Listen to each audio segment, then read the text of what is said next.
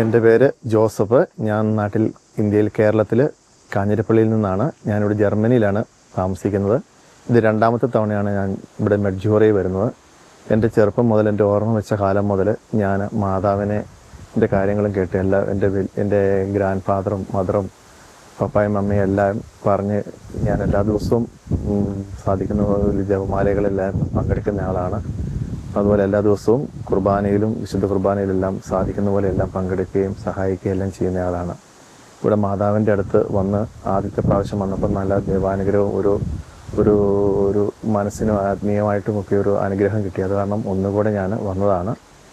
ഇപ്പം എൻ്റെ കുടുംബത്തെയും എല്ലാവരെയും ഒത്തിരി ദൈവാനുഗ്രഹം മാതാവിൻ്റെ കൊണ്ട് ഞങ്ങൾക്ക് ലഭിച്ചിട്ടുണ്ട്.